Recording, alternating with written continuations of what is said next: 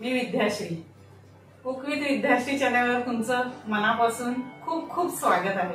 आज आपण बनवणार आहोत कटाची आमटी। कोकणामध्ये प्रत्येक घरामध्ये होळीच्या वेळेला किंवा काही सणासुदीच्या दिवशी जेव्हा जेव्हा पुरणपोळ्या बनवल्या जातात तेव्हा तेव्हा ही कटाची आमटी बनवली जाते।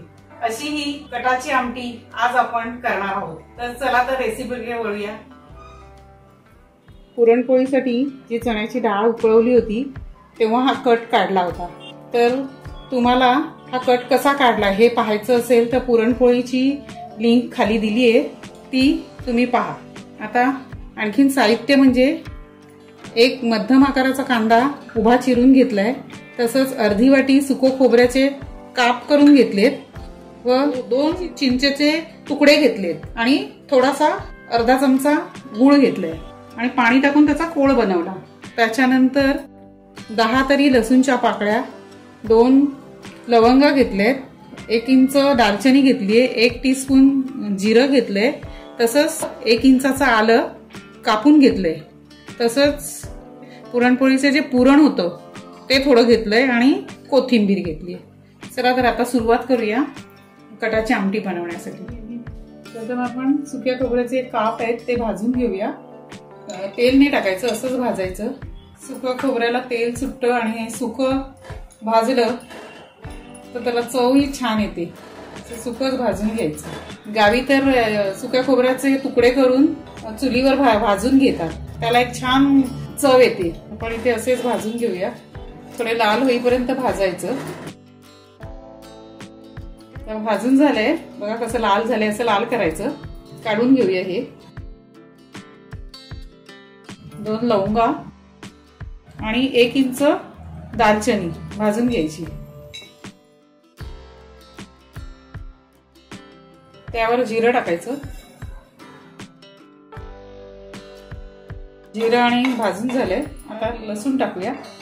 10 लसूण आहेत, त्याही ह्याच्यात भाजूया, म्हणजे लसूण पण भाजला की छान सुगंध येतो आणि एक छान अशी आमटीला चव येते। थोडं 1 इंच आलंय, ते बारीक बारीक केलंय, त्याच्यामध्ये टाकायचं। हे एक एक करून भाजून घ्यायचं, म्हणजे पूर्ण चांगलं भाजलं जातं।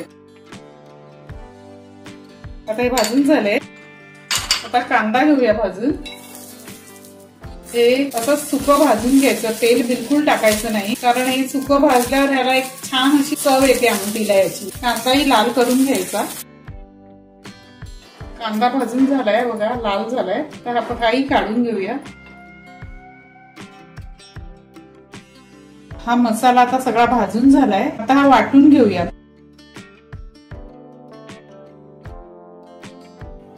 अर्धा टीस्पून मसाला टाकायचा। हा मालवणी मसाला टाकलाय, तसंच जो तुमच्या वापरातला असेल तो मसाला टाका। हळद टाकायची अर्धा चमचा आणि कोथिंबीर, थोडंसं पाणी टाकायचं आणि वाटून घ्यायचं। वाटून झालंय हे बघा। आता फोडणी करायला घेऊया आणि कटाची आमटी करूया। तेल टाकायचं। कटाच्या आमटीला जरा जास्तच तेल लागतं, 5-6 चमचे तेल टाकायचं। 1 चमचा राई टाकायची। राई पूर्ण तडतडू द्यायची, नाहीतर कच्ची राहिली तर दाताखाली अडकते। तडतडल्यानंतर 1 चमचा जिरं टाकायचं, कढीपत्ता, थोडं हिंग टाकायचं। त्यानंतर मसाला टाकायचा, आपल्या ठेवणीतला मसाला टाकायचा आणि हे लाल तिखट टाकायचं, ढवळायचं आणि हा वाटलेला मसाला त्याच्यावर टाकायचा। ही फोडणी पटापट करावी लागते, करपवायची नाही। आणि हा मसाला छान परतून घ्यायचा या फोडणीवर। हा मसाला तेल सुटेपर्यंत भाजून घेतलाय।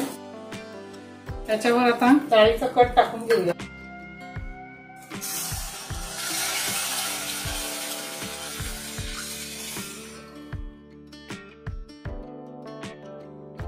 आता याला एक उकळी काढायची। चिंच आणि गुळाचा कोळ करून घेतलाय, चिंच काढून टाकायची। त्या कोळ त्याच्यामध्ये टाकूया। त्यानंतर परत अर्धा चमचा मसाला टाकायचा। ही कटाची आमटी नेहमी पातळ असते, घट्ट नसते। मिक्सर मध्ये राहिलेल्या वाटणाचं आता हे पाणी आहे ते टाकायचं. शेवटी आपण पुरणपोळीसाठी जे पुरण बनवलं होतं ते थोडंसं टाकायचं, म्हणजे कटाची आमटी चविष्ट होते एकदम. आणि घोटून घ्यायचं, त्याने जरा घट्टपणा येतो आणि पुरणाची चव येते याच्यामध्ये. 5 मिनिटं असं मंद गॅसवर उकळत ठेवायचं.